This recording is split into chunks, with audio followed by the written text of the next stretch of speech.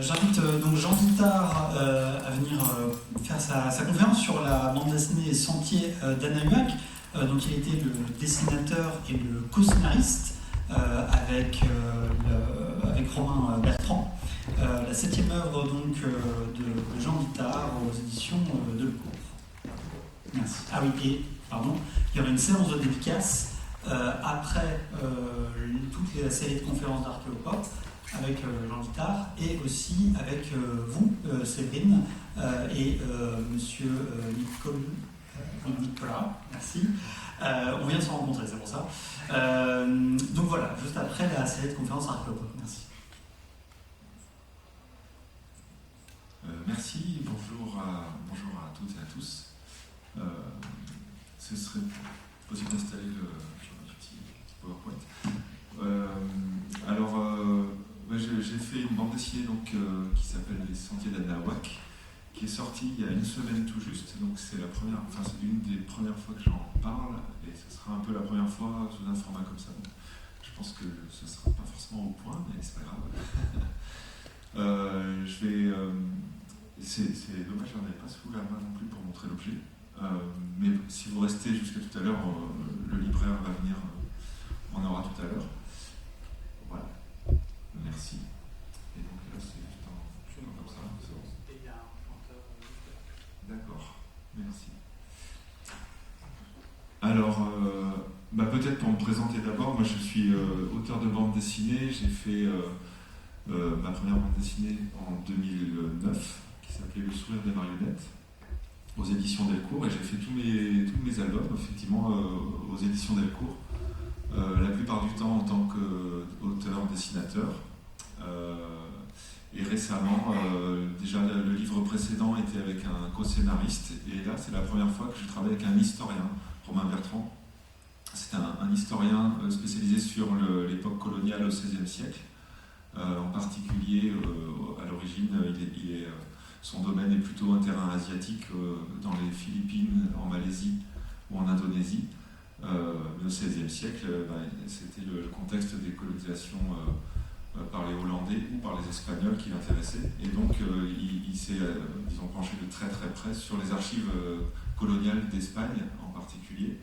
Il a vécu un peu à Mexico, il a vécu un peu à Séville, dans lequel il y a énormément d'archives de ce contexte-là. Et puis il a travaillé aussi sur, par exemple, le voyage de Magellan à travers les différents lieux où Magellan s'est arrêté. Il s'intéresse à chaque fois aussi aux sources locales, en fait. Est-ce que je ne sais pas, en Argentine, est-ce que justement dans les Philippines, on a gardé trace de cette arrivée à un moment donné de l'expédition de Magellan. Et donc c'est une de ces démarches qui consiste à justement interroger tout autant les sources européennes que les sources des pays colonisés par l'Europe au XVIe siècle.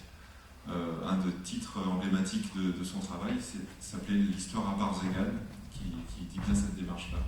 Et d'une certaine façon, c'est dans la continuité un peu de son travail que notre livre s'inscrit. Et puis c'est aussi dans la continuité du mien, parce que je travaille donc également sur des sujets d'histoire depuis longtemps. Alors moi, ma formation est plutôt je viens des arts plastiques. Je n'ai pas une formation d'historien.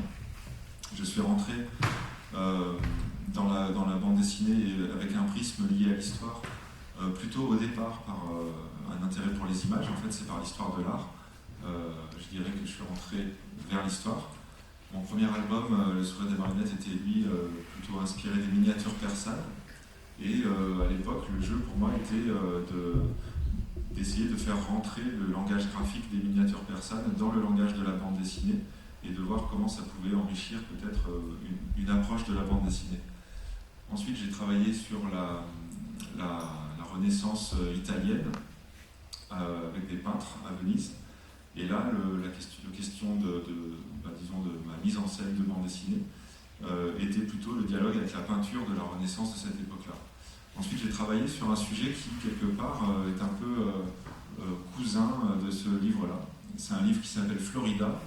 J'aurai l'occasion peut-être de vous montrer une image de ça à la fin. Florida, projet-là, c'était une bande dessinée qui s'intéresse à une tentative d'expédition, de tentative de colonisation même de la Floride par les Huguenots, par les Français, dans les années 1560, et qui s'est avéré être un échec. Et donc, voilà, pour la première fois, moi j'ai abordé aussi déjà cette question de l'histoire coloniale, du rapport à l'altérité, enfin à d'autres peuples, de la part d'Européens qui se confrontaient à une altérité radicale. Et je m'intéressais toujours encore, je dirais, dans ce livre-là, à des questions de représentation, puisque mon livre s'intéressait à un personnage de cartographe qui allait en Floride, qui a été réfugié ensuite à Londres, et dont finalement l'expérience a profité à un graveur qui s'appelle Théodore de Brie et qui a représenté l'histoire de Jacques Lemoyne, donc l'immense cartographe, avec de nombreuses gravures qui sont en fait un artefact mélangé de plein de sources disparates, dont des codex mexicains, dont je vous parlerai aussi ensuite. Et donc la question de la fabrique des images, des représentations, c'est un sujet qui m'intéresse depuis longtemps. Bref, je vais vous passer sur les autres livres que j'ai fait depuis. Mais en tout cas, il se trouve que j'avais, avant de travailler sur la question de la Floride, mon premier projet initial était d'abord un sujet mexicain, espagnol-mexicain, avec des choses que j'ai délaissées en cours de route. Et quand j'ai rencontré plus tard Romain Bertrand, l'idée, on a eu envie de faire quelque chose ensemble parce qu'on se sentait un peu sur la même longueur d'onde sur nos démarches, même si moi je ne suis pas historien, que je suis aussi auteur de fiction, donc je mêlais davantage en tout cas la fiction à l'histoire. Mais en tout cas, voilà, l'idée de travailler sur ce sujet-là dont je vais vous parler, elle est venue très vite. Alors, les Sentiers d'Anahuac, on voit sur la couverture, ça met en scène le choc de deux mondes, en fait, de deux cultures. D'un côté, on a le monde mésoaméricain avec cette divinité aztèque, Tezcatlipoca. D'un autre côté, on a un combat avec l'archange Saint-Michel dans un traitement graphique qui ressemble plutôt aux gravures de la Renaissance. Et c'est un peu les deux registres graphiques qui vont en fait, que je vais déployer dans tout l'album. Il y en a quand même un troisième, on voit avec le petit personnage en dessous, qui quelque part est à la fois coloré et à la fois avec un traitement de hachure, de modelé. Donc il y a déjà l'indice d'un troisième terme qui va être aussi l'objet de ce livre. Je vais peut-être vous présenter, donc l'objet se présente, c'est un format carré, comme vous pouvez voir, et je vais vous montrer deux doubles pages, les premières qui ouvrent l'album, et ça vous donnera un peu une idée dans quoi on rentre en fait. Alors ça c'est la première double page. Donc vous pouvez voir, je vous laisse un peu le temps de regarder. C'est pas une narration traditionnelle de bande dessinée, on n'est pas d'emblée avec des cases, on est plutôt dans un parcours dans l'image. La plupart de ces images sont inspirées de différents codex mexicains. Les codex dont je m'inspire, j'en parlerai un peu plus tard en vous en montrant quelques exemples. Ce sont des codex, la plupart du temps, donc du XVIe siècle, qui ont été faits pendant l'époque coloniale. En fait, il en reste très très peu de l'époque préhispanique. Et de nombreux codex ont été produits durant le XVIe siècle, et avec une grande diversité, on le verra un peu après. La page suivante, voilà. Alors, là il y a le choc. Peut-être je vais revenir d'abord avant. On voyait déjà l'arrivée sur la droite d'un autre registre, qui est ce registre européen, avec, pour le coup, déjà des cases. Et puis, en effet, ça va prendre toute la place. Et voilà, ça raconte déjà un peu tout le dispositif du livre, il tient déjà là-dedans, d'une certaine façon. On va rentrer dans le récit à travers ce petit personnage. Et en fait, on va suivre ce personnage jusqu'à un âge assez âgé, à vrai dire. Peut-être pour vous décrypter du coup 2-3 éléments de cette première double page. Tout tout à gauche, je pense que sauf si vous le savez déjà, vous ne pouvez pas deviner vraiment ce que c'est que cette bande bleue qui descend jusqu'à l'arrivée de notre petit personnage, qui est relié à cette bande bleue par une ligne. En fait, il s'agit d'un calendrier tel qu'on le concevait chez les Aztèques, et qui est organisé avec un nombre, un numéro, donc c'est un rond, 2 ronds, 3 ronds, etc., et avec une image. Et donc, on est à une certaine date qui correspond, donc c'est l'an 8 Roseau, quand le récit commence, et ça correspond à l'année 1538. On n'est pas censé le savoir quand on lit ça, évidemment. C'est aussi volontairement étrange. L'idée, c'est d'amener aussi vers le vertige d'un langage un peu mystérieux. Et au fil du livre, eh bien, tout un tas d'éléments comme celui-là, mais aussi d'autres éléments qui peuvent paraître un peu étranges, vont, j'espère en tout cas, être donnés à un éclairage un peu le plus naturel possible au fil de la lecture, en fait. Et l'idée, c'était, entre autres, de reconvoquer cet imaginaire et ces images des codex pour leur redonner vie, entre guillemets, à travers le langage de la bande dessinée. Voilà, que quelque chose de ce langage par l'image se réactive un peu. Je parle d'un langage parce que vraiment, les images des codex, c'est un langage comme les hiéroglyphes, par exemple. C'est un langage complexe, qui n'est pas linéaire, qui est plutôt en réseau, mais j'en parlerai un peu plus en détail quand je vous en montrerai. On voit d'autres éléments quand même de réseau, donc le réseau ça peut être la ligne justement qui indique un lien. Il y a d'autres endroits où il y a des lignes comme ça qui indiquent des liens, par exemple derrière la tête d'un vieil homme, tout à coup c'est relié à une image. Il y a aussi les traces de pas, donc là ça fait partie des images que j'ai puisées dans les codex. Celle-ci elle est très encore lisible pour nous aujourd'hui, et c'était intéressant d'en jouer dans le langage de la bande dessinée. Il y a aussi des petites volutes pour la parole, par exemple, des petits souffles comme ça. Donc voilà, ça c'était excitant, en tout cas créativement, d'essayer de voir comment je pouvais m'appuyer sur tout un tas de petits codes graphiques et d'essayer d'en faire de la bande dessinée.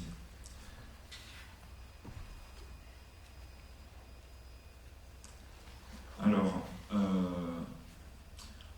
notre petit personnage, assez vite, j'ai passé quelques pages, mais on est dans une scène un peu terrible. En fait, c'est une scène je n'ai pas expliqué une chose importante, c'est que tout ce qu'on raconte est basé sur la réalité. Notre personnage, on va bientôt le nommer, il a existé. Il va rencontrer un prêtre missionnaire qui s'appelle Bernardino de Sahagún, et c'est le personnage qu'on voit qui est en train de partir en colère, en train d'assister à une mise à mort d'un chef, d'un cacique indien de Texcoco, qui est condamné à mort pour idolâtrie parce qu'il continuait de pratiquer son ancienne religion. Donc là aussi, j'ai essayé de mettre en scène cette représentation-là à travers les deux registres de ces deux mondes. Et on voit le dieu de la mort, Mictlantecuhtli, qui est relié à l'Indien. Et on voit un démon chrétien qui, lui, discrètement, est relié à la croix chrétienne à côté.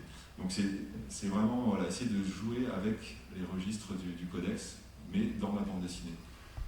Un autre glyphe dont on pourra parler, c'est le glyphe du regard du petit personnage donc en bas à gauche, qui tout à coup est attiré par un Espagnol qui ne réagit pas comme les autres, qui est furieux et qui va s'en aller. Il est intrigué, il va le suivre. Un autre des jeux graphiques entre les codex et le registre des gravures, c'est le recouvrement. La bande dessinée permet ça avec l'espace de plusieurs cases. Entre les cases, il y avait moyen de jouer avec des images aussi qui pouvaient donner l'impression d'être recouvertes. Et c'est un des enjeux du livre, de la mise en scène en tout cas, c'est d'exprimer par l'image des tensions qui vont être à l'œuvre dans tout l'ouvrage autour de ce choc de ces deux cultures et comment un monde veut en recouvrir un autre, et cet autre qui va peut-être pas se laisser recouvrir complètement, on va le voir. En tout cas, cet enfant se retrouve dans une s'opère et il va finir par se faire baptiser. On lui donne un nom chrétien, donc c'est là qu'on apprendra, qui s'appelle Antonio Valeriano. Antonio Valeriano, c'est le nom donc véritable d'un des assistants et d'abord un des élèves de ce Bernardino de Sahagún dans un collège qui s'appelle le collège de la Sainte-Croix à Tlatelolco, qui est sur la même île que Mexico. À l'époque, Mexico, c'est donc une ville sur l'eau, sur le lac de Texcoco. Et au nord, donc, il y a une partie qui s'appelle Tlatelolco. Une grande partie du récit va se passer là-bas, dans ce couvent, où de jeunes Indiens de l'élite indigène sont éduqués, christianisés, éduqués aussi au latin, et en fait ils vont devenir de grands latinistes. Et on connaît un certain nombre de leurs noms, mais on ne connaît pas leur nom d'origine. Donc voilà, là on voit une scène du baptême, et l'enjeu c'était aussi comment la mise en scène peut montrer ça, à travers avec le jeu des phylactères. Il y avait la possibilité de s'amuser artistiquement, mais c'est quand même pas une scène spécialement drôle, à montrer la façon dont on va étouffer la culture ancienne. D'un point de vue aussi des représentations et du jeu avec les codex, je ne sais pas si vous avez fait attention, mais ce petit personnage, depuis le début, on l'a vu uniquement de profil, et pour la première fois, il va lui aussi être en 3 dimensions, entre guillemets, avec des hachures, une fois baptisé. C'est le jeu de, tout à coup, hop, il va rentrer dans un nouveau monde, et donc la représentation va changer. C'est un des enjeux du livre, c'est que ça n'arrêtera pas de changer, en fait, le registre de l'image. Ça va passer d'un registre à l'autre. Dès le début, quand les Espagnols sont arrivés, ils ont commencé tout de suite par détruire toutes les idoles, entre guillemets, donc tout ce qui pouvait renvoyer à ces rites considérés comme païens, etc., dont tous les codex dont je parlais. Et ça, c'est une image qui m'avait frappé quand j'ai lu des choses autour de ça. C'est une représentation justement de cette destruction des idoles. Alors je ne l'ai pas reprise littéralement, mais on voit dans la façon dont l'imaginaire se déploie en fait comme dans l'espace, comme ça, de manière un peu sidérante en fait. Ça m'a évoqué déjà la couverture, et on peut dire elle est dans ce registre. J'ai une autre image qui raconte ça d'une autre façon, mais c'est quand même le même sujet, c'est comment eh bien, les imaginaires, d'une certaine façon, vont être formatés, quoi. Et quand il s'agit d'un combat d'imaginaire. Il y avait un titre d'un livre de Serge Brzezinski qui s'appelle « La colonisation de l'imaginaire ». Le travail qu'on a essayé de faire raconte vraiment cette question-là. En fait, le sujet, le personnage de Sahagún, le prêtre missionnaire dont je parlais, ainsi qu'un certain nombre de ces jeunes Indiens christianisés, va au contraire, à un moment donné, faire la démarche inverse, c'est-à-dire aller faire une grande enquête pour aller reconvoquer la mémoire du passé, la culture aztèque qui est déjà en train de se perdre, donc quelques années après la conquête espagnole, fait que pour ces religieux, ils s'aperçoivent que la christianisation ne marche pas, la conquête des âmes est difficile parce qu'ils ne connaissent rien du monde d'avant. Et ils ont besoin en fait d'aller enquêter pour comprendre les rites religieux, mais pas seulement, le calendrier aussi et les fêtes qui étaient fêtées pour pouvoir s'appuyer là-dessus pour une évangélisation plus efficace, entre guillemets. Et donc c'est le grand paradoxe, c'est que pour mieux recouvrir la culture de l'autre, eh bien, ils vont faire un travail énorme qui va durer des années et qui va être l'objet de la suite du livre, d'aller interroger des anciens qui ont vécu l'époque d'avant la conquête et recueillir un corpus monumental de témoignages sur, en fait, au bout du compte, énormément d'aspects de la vie, de la culture, de la vie sociale, de la vie quotidienne, des rapports des parents, des enfants, et du rapport des marchands. Enfin, tout un tas d'aspects de la vie aztèque va être en fait compilé par une équipe donc, formé autour de Sahagún et de ses assistants indigènes. Ils vont faire un livre qui est le Codex de Florence, dont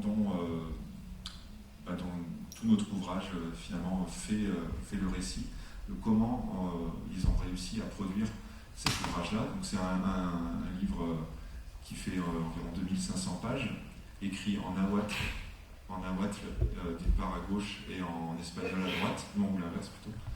Et puis illustré aussi, abondamment illustré. Donc il y a 12 livres qui composent cette grande encyclopédie. Et c'est illustré avec aussi 2500 illustrations à peu près, toutes réalisées par des Mexicains, des Indiens. Et ces illustrations, elles sont intéressantes. Enfin, l'ensemble du livre, moi, c'était le point de départ, en fait, c'était ça. C'est l'intérêt pour ce corpus extrêmement ambigu. Aujourd'hui, c'est la source la plus importante qu'on ait pour comprendre et connaître la culture aztèque. C'est un livre qui a disparu pendant plusieurs siècles, qui a été redécouvert au début du XIXe siècle dans une bibliothèque à Florence, d'où le nom qu'on lui a donné, le Codex de Florence. Mais en fait, il est conçu comme un livre européen, déjà, avec la séparation déjà le nahuatl, la langue qui est transcrite en alphabet latin. Ensuite, une organisation d'un livre comme on faisait en Europe, avec deux colonnes comme ça, avec des illustrations complètement séparées du texte. Donc ce n'est pas du tout conçu comme on faisait les codex mexicains avant. Et puis du point de vue des images, c'était ma porte d'entrée en fait dans ces codex-là, c'est le caractère hybride. Ça mélange à la fois les glyphes anciens, les façons traditionnelles de représentation, et à la fois ce qui est arrivé avec l'Europe, c'est-à-dire la perspective, c'est-à-dire le paysage, le modelé, parfois des hachures. Et donc, j'ai été assez fasciné par cet objet étrange. Et c'est toute cette ambiguïté qu'on a essayé d'interroger à travers notre bande dessinée. Voilà, ça il y a un livre particulier d'ailleurs qui est très important, c'est le livre 12, le dernier de ces livres, qui raconte toute la conquête du point de vue indien. Et c'est le récit le plus détaillé qui nous permet d'avoir un autre récit que celle de Cortés ou de Bernal Díaz del Castillo, ou d'autres conquistadors qui ont raconté la conquête du Mexique. Là, on a, grâce à ce témoignage, le récit du point de vue des habitants de Mexico, de Tlatelolco. Donc c'est un témoignage très très important.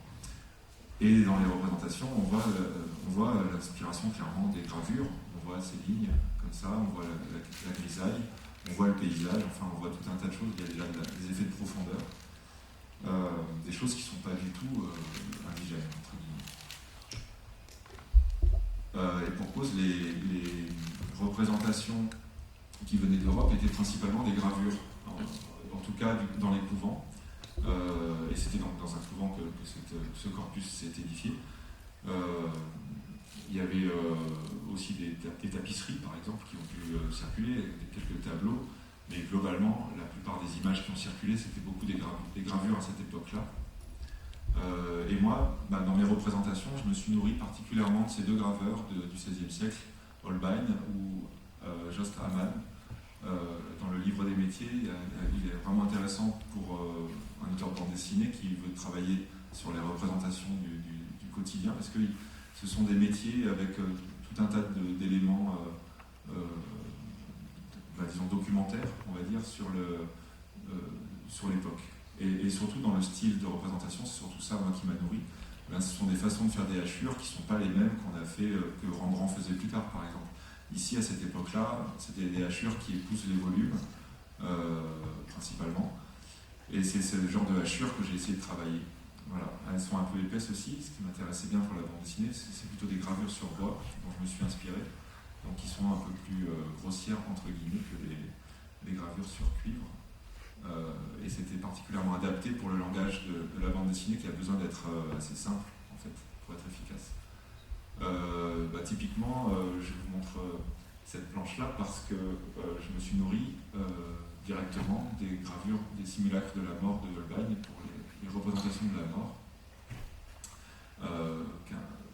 À l'occidental, que j'ai représenté dans cette planche, et qui vient rencontrer le dieu des morts, Mictlantecuhtli, qui lui est plutôt inspiré du codex Laude, donc qu'on voit à gauche.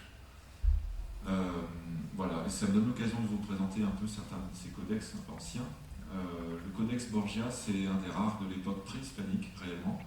Ces deux codex sont des codex qui sont en fait au départ des calendriers divinatoires, donc qui sont utilisés dans des rituels, pour la naissance par exemple, pour des mariages, pour toutes sortes d'événements de la vie. Il y avait, enfin de ce qu'on sait, on connaît quelques usages. Un de ceux-là, ça peut être le fait de jeter des grains de maïs par exemple, et en fonction de l'endroit où ça va se poser, on va, enfin un devin, enfin un prêtre aztèque pouvait interpréter des choses. Mais voilà, en tout cas, l'imaginaire qui se déploie et l'organisation de ces images-là. Sur cette image de droite, j'ai aussi, dans la planche qu'on a vue avant, j'ai aussi utilisé une figure qui est un peu étrange. Je ne sais pas si vous voyez, il y a un animal qui en mange un autre, et en dessous, il y a la tête donc, d'un aigle, je pense, qui est dans la bouche, dans une grande gueule ouverte d'une sorte de crocodile. Ce crocodile, il s'appelle Sipactli, et en fait, c'est une sorte de créature qui est équivalente à la terre. Et en fait, elle se fait avaler par la terre. Donc moi, j'ai repris cette créature dans ma représentation ici. Et ça a été voilà, la façon dont j'ai essayé d'utiliser ces registres graphiques. D'autres sortes de codex, pour vous montrer un peu la diversité aussi des codex, ce ne sont pas tous des calendriers divinatoires. Là, ce sont plutôt des récits d'histoire, mais qui ne sont pas du tout conçus de la même façon entre l'un et l'autre. Le premier à gauche, c'est plutôt une vision dans l'espace, en fait, qui se déploie, et il y a plusieurs pages comme ça, avec à chaque fois le même lieu et des scènes différentes. Et ça se passe donc à Texcoco, qui est une des cités-États autour du lac Texcoco, pas très loin de Mexico. Le codex de droite, qui est plus tardif, mais qui reprend des usages aussi anciens, et lui, il est organisé plutôt à partir de dates, de calendrier. Donc c'est plutôt une organisation autour du temps. Et on voit à chaque date, il y a des éléments qui sont reliés. Alors on retrouve là les lignes, par exemple, on retrouve les traces de pas, je ne sais pas si vous les identifiez, on en voit aussi dans celui de gauche. On voit aussi par exemple le baptême, la scène de baptême. Bon, bah, clairement je me suis inspiré de cette scène-là dans la représentation que je vous ai montrée tout à l'heure. L'eau par exemple, les glyphes de l'eau, il est symbolisé par ces petits ronds ou ces petits coquillages autour de la forme de l'eau, enfin de la couleur bleue là. Bref voilà, donc ça c'est deux sortes de codex historiques, on va dire.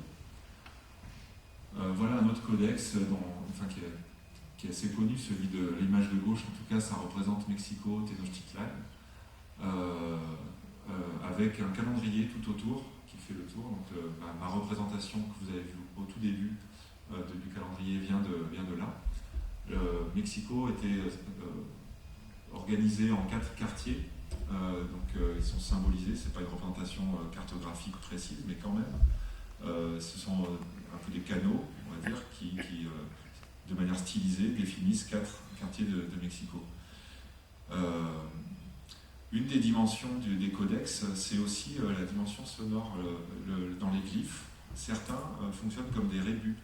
Par exemple, au centre de l'image de gauche, eh bien, on voit une pierre sur laquelle il y a un figuier de barbarie, sur lequel il y a un aigle. En fait, la pierre et le figuier de barbarie, ça désigne la ville Tenochtitlan.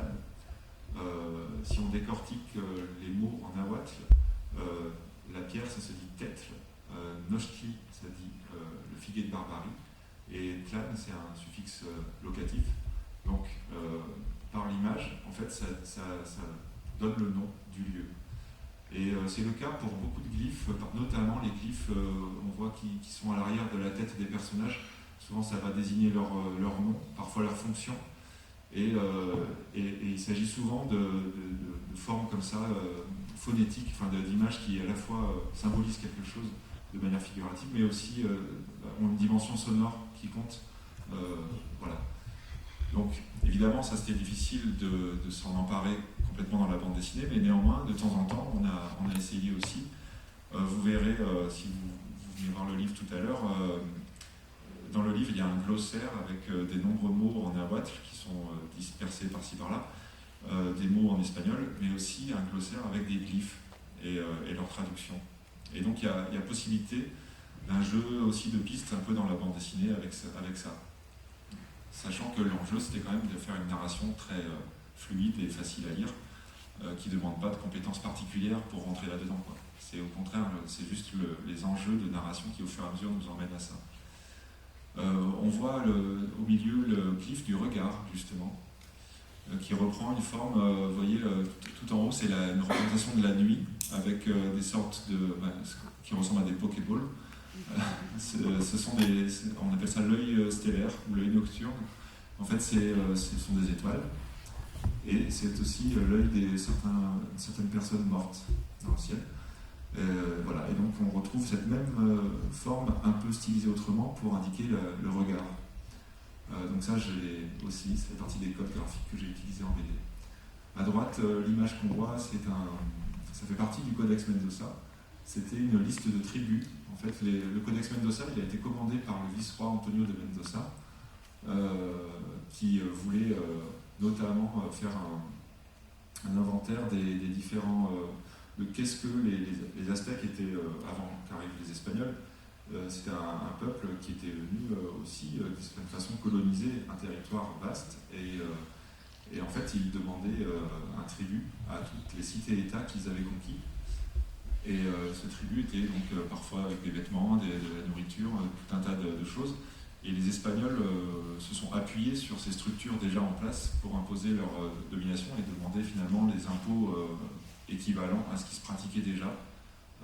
Et donc c'était aussi à ça que servait ce codex, notamment.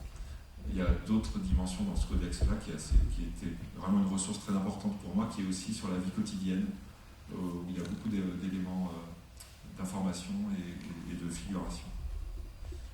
Alors voilà, à un moment donné, j'ai des pages où je pars dans... on raconte justement le récit de la conquête du point de vue des Indiens. Donc le langage, enfin les mots, sont des prélèvements de texte du livre 12 du Codex de Florence dont je parlais. J'ai essayé, moi, de proposer une proposition graphique qui soit nourrie de tout un tas de codex pour proposer une représentation comme si on rentrait on basculait un peu dans un imaginaire indigène, en fait. Alors voilà, je vous laisse un peu parcourir ça. C'est nourri de beaucoup de sources diverses dont je vais vous parler, enfin, je vais vous montrer surtout. Vous voyez que tout en haut à gauche, il y a donc la mention de Mexico, Tenochtitlan, que vous pouvez lire désormais, puisque vous connaissez ce glyphe. Et je me suis inspiré de la même partition en 4 quartiers, mais ensuite, voilà, nourri d'autres choses aussi pour tout le reste. Notamment de ces codex-là, pour différents éléments de la représentation notamment des soldats et des barques. Une autre scène était particulièrement complexe, c'est une scène d'une fête religieuse, la fête de Toxcat, et qui est décrite dans différents codex, qui est décrite dans le codex de Florence, mais aussi on en trouve des éléments dans d'autres. Et c'est un moment dramatique particulièrement important dans l'histoire de la conquête, en fait, du Mexique. Mais je préfère pas trop vous dévoiler la suite, puisque si vous le lisez, autant le découvrir. En tout cas, là, c'était aussi l'idée d'aller organiser l'espace de la double page d'une manière qui peut-être peut nous désorienter, mais on peut être accroché quand même par la voix off qui raconte quelque chose. Et ensuite, on peut aussi passer du temps à essayer de décortiquer des éléments d'image. Je vais vous montrer aussi quelques-unes des sources, mais peut-être que pour vous décrypter un élément que vous ne pourrez pas forcément comprendre spontanément là comme ça, sur la partie de gauche, on voit quelqu'un qui se fait apprêter avec un costume, avec des parures de plumes énormes au-dessus de la tête, et qui est en dessous d'un temple. En fait, c'est quelqu'un qui, donc pour cette fête, une personne depuis 1 an avait déjà été, donc un prisonnier en fait, avait été considéré comme, avait été divinisé, avait été choyé d'une manière et considéré comme à l'égal de l'incarnation finalement du dieu Tezcatlipoca, et il allait être sacrifié en fait sur la pierre de sacrifice le jour de cette fête.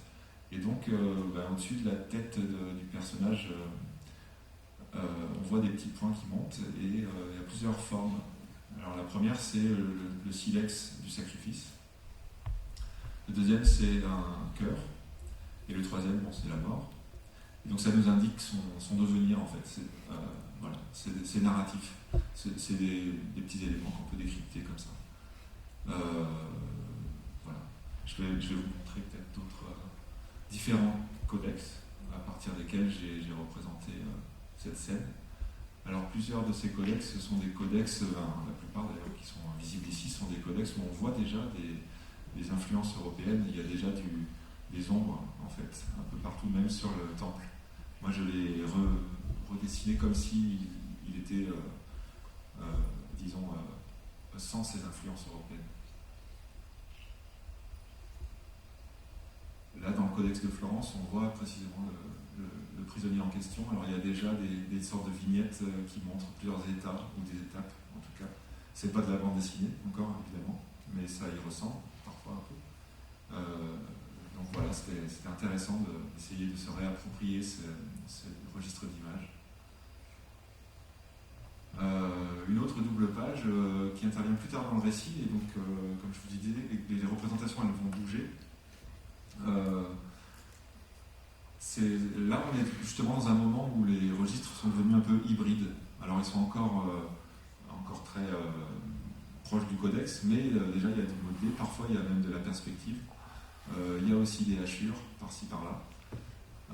Et alors, littéralement, la première image de gauche est inspirée d'un codex. J'ai assez peu transformé. Le personnage que vous voyez ici à droite, c'est la représentation qu'on connaît de notre protagoniste, Antonio Valeriano. Il a été représenté et il a ce petit glyphe au-dessus de la tête qui en fait désigne justement de manière phonétique son prénom. Là, j'ai plus en tête, mais on l'a intégré dans le récit. Alors, oui, c'est Tototl, l'oiseau, et Atl, l'eau. Voilà. Et depuis le début, c'est notre narrateur, il a ces glyphes au-dessus de la tête qui sont à un moment donc explicités finalement au fil de la lecture. L'image de droite, c'est une vue d'un marché. Alors là, je vais vous montrer c'est le marché donc, de ce quartier-là de San Juan Moyotlan, qui est un des 4 quartiers de Mexico. J'ai fait cette représentation à partir d'un plan qui date de 1580. L'intérêt de ce plan, c'était génial pour moi d'avoir cette source parce que on retrouve l'organisation générale du marché, mais aussi à quel endroit on vendait tels objets, tels vêtements, telle nourriture, etc. Et donc j'ai essayé de respecter ça au maximum. On voit aussi le Tecpan, c'est-à-dire le palais du gouverneur en fait de la ville. Donc c'est les ronds qui sont en bas là. Donc pareil, j'ai situé le marché un peu en face de Tecpan. Et tous les personnages qui animent un peu ce marché sont, eux, empruntés plutôt au Codex de Florence, à travers différentes représentations de marchands, de marchandises. Voilà. Donc l'idée étant finalement d'être dans une représentation qui, quelque part, est au plus juste à partir des sources qu'on peut connaître de ce qu'était réellement ce marché en 1580.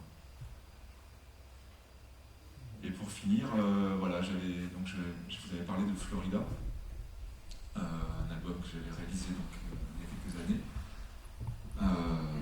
Et je vous vous avez parlé du graveur Théodore de Bry qui s'était inspiré de différentes sources pour représenter des Indiens de Floride, mais en fait à partir de très peu d'éléments de la réalité de ces Indiens de Floride, qui ne ressemblaient a priori pas du tout, pas spécialement aux Indiens ni du Mexique, ni des Tupinambas du Brésil, qui sont la source des représentations qu'on voit tout en haut, à travers des massues notamment, qu'on va retrouver dans ces représentations gravées. Et donc le Codex Mendoza, il a toute une histoire, on le trouvait déjà dans Florida, je ne savais pas à ce moment-là qu'il serait une source pour un livre plus tard pour moi. Mais l'anecdote est assez intéressante. Ce codex, donc, comme j'ai dit, il a été produit par le vice-roi d'Espagne. Il a été envoyé, pas d'Espagne, de Nouvelle-Espagne. Il a été envoyé en Espagne. Et en fait, le galion espagnol a été piraté par les Français qui l'ont récupéré, qui l'ont amené au cosmographe du roi de France. Enfin, c'est lui qui l'a récupéré. Et le cosmographe s'appelle André TV, et je vais vous remontrer cette image de gauche. On voit tout en haut, le cosmographe de France a signé de manière, c'est honteux quoi, André TV, cosmographe, etc.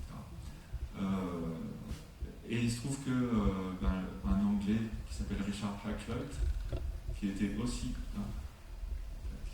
qui est le personnage qu'on voit en noir, a racheté ce manuscrit à André TV. Et donc la scène que je représente ici, c'est une scène entre Hakluyt et le graveur Théodore de Bry, qui se connaissaient, qui se fréquentaient, et donc c'est une scène de fiction, mais plausible sur, en tout cas, la réinterprétation possible de ces représentations pour représenter d'autres personnages dans un livre de gravure qui s'appelle... c'est une série de livres de Théodore de Bry qui s'appelle Les Grands Voyages. Le premier était consacré à la Virginie anglaise, le deuxième à la Floride française, donc c'est celui-là. Et en gros, c'était un projet de propagande et de représentation aussi exotique, on va dire, de l'Amérique. Un projet de propagande, pourquoi ? Parce qu'il s'agissait, pour les Anglais à l'époque, donc à la fin du XVIe siècle, de lutter, d'essayer de stimuler des projets coloniaux en Amérique pour ne pas laisser l'Amérique uniquement aux Espagnols. Et dans le contexte des guerres de religion, c'était aussi les projets protestants qui étaient valorisés face aux catholiques. Donc voilà, ça bouclait une boucle aussi pour moi de revenir à ça, et qui était aussi le moteur finalement du projet dont je vous ai parlé. Je ne sais pas du tout quelle heure il est, si je ne m'apporte pas, mais en tout cas, si vous avez des questions. Merci beaucoup pour cette conférence.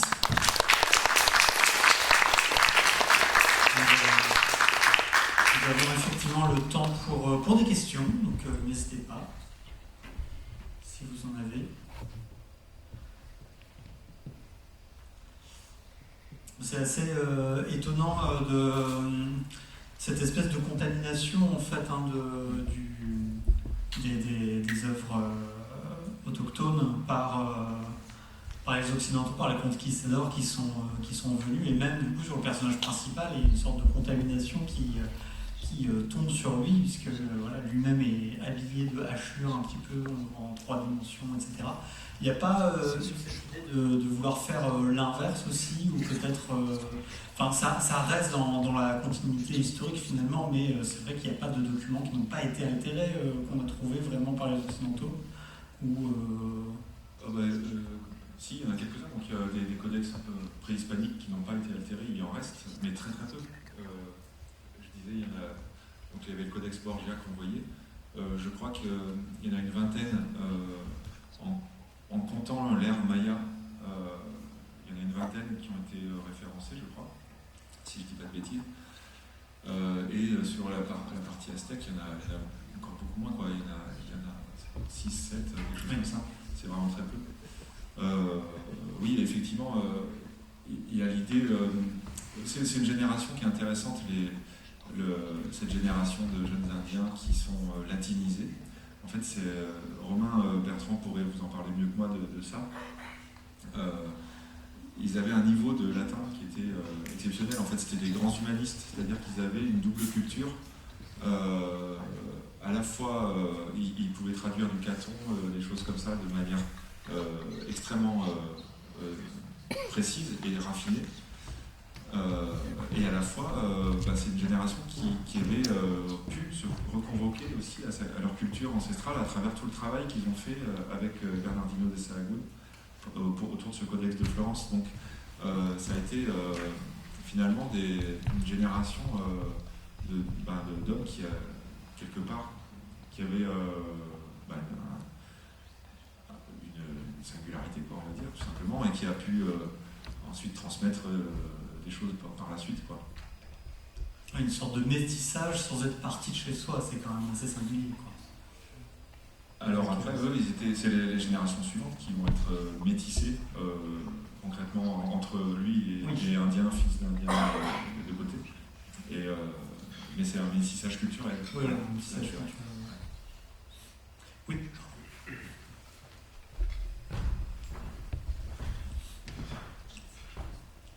Oui, j'avais une question. Le fait de, là, vous êtes spécialisé sur le graphisme d'Amérique du Sud et aussi de celui européen. Est-ce que ça vous donne envie, dans d'autres futures œuvres, de vous spécialiser sur d'autres types de graphisme historique, je ne sais pas, par exemple les Égyptiens ou autre chose? Alors, je l'ai déjà un peu fait. Mon premier album, comme je disais, c'était plutôt nourri des miniatures persanes. Mais je n'ai pas d'image à vous montrer ici, ça s'appelle Le sourire des marionnettes. Et puis en fait, à chaque livre, je passe d'un registre à l'autre. Mes livres, ils ne se ressemblent pas, on n'a pas forcément l'impression d'ailleurs que c'est le même dessinateur peut-être. J'avais fait un livre sur l'affaire Dreyfus qui s'appelle #J'accuse, et lui, il est inspiré des gravures de presse du 19e siècle, des typographies aussi, mais aussi des dispositifs médiatiques contemporains. C'était l'idée à l'époque, c'est un livre que j'ai fait il y a 4 ans. C'était de mettre en scène le débat public de l'affaire Dreyfus en le faisant résonner avec le débat public d'aujourd'hui, sur des effets notamment de la polémique, quoi, qui enfle à partir d'un sujet qui ne concerne pas tout le monde, et tout à coup ça prend des proportions monumentales. Et donc je m'intéressais avec l'anachronisme d'un dispositif qui pouvait emprunter aux réseaux sociaux, à la télévision, aux usages numériques, à raconter réellement l'affaire à partir des sources d'époque, au niveau des textes et au niveau aussi souvent des images, dans une sorte de jeu hybride comme ça. Donc c'est encore un autre corpus, quelque part, qui m'a nourri. À chaque fois, il y a un peu l'idée d'aller s'intéresser à des corpus visuels et qui vont traduire quelque chose de plus que ça, quoi. Mais en tout cas, oui, donc pour l'avenir, oui, je pense que je ne sais pas encore vers quoi, enfin si, je sais un peu vers quoi je vais là, mais ça sera très, très différent de ça. Ouais. Peut-être une dernière question? Oui. Si vous avez envie, si vous êtes curieux, en fait, j'ai un site internet où je développe pas mal de choses, notamment autour de mes sources dans mon travail, puisque c'est un des enjeux de mon travail. Et ça vous permettrait de découvrir un peu la diversité de tout ça. C'est jeandittard.com, voilà. Et sinon, je suis aussi en dédicace, pas seulement tout à l'heure, après, mais demain à la librairie BD et compagnie, donc à Narbonne, de 15h à 18h. Voilà. Déjà, bravo je découvre votre travail et j'aime beaucoup votre façon de travailler, cette étape justement de... Moi, j'ai envie de dire de digestion graphique, mais pas que, en allant plus loin dans le sens, etc. Je trouve ça vachement bien, donc déjà bravo. Merci. Et ma question c'était, est-ce que vous, ou l'historien avec qui vous avez travaillé sur cet album, vous êtes en contact ou pas du tout avec peut-être des historiens mexicains ou des représentants ou des descendants de ces cultures-là, ou est-ce que finalement ça ne les intéresse pas du tout ce que vous faites Alors, moi je ne suis pas en contact direct, mais lui, oui. Lui, il a vécu plusieurs années à Mexico et il est en contact avec un certain nombre de spécialistes mexicains, y compris d'ailleurs, il y a un archéologue important au Mexique qui est un des descendants de Moctezuma. Il a une bibliographie sur mon site. On a aussi développé un dialogue. Je montre aussi des choses que je vous ai montrées d'ailleurs, des sources visuelles. Et on a mis aussi sur le site toute sa bibliographie. Et en fait, il m'a dit il y a 60% de bibliographie qui est mexicaine. Donc voilà, lui, il est très en lien avec eux davantage que moi. On a, pas encore, il vient de sortir, donc c'est tout frais. Ouais. Mais je suis très curieux de ça, tout à fait. Merci beaucoup, Jean Guittard, pour votre conférence.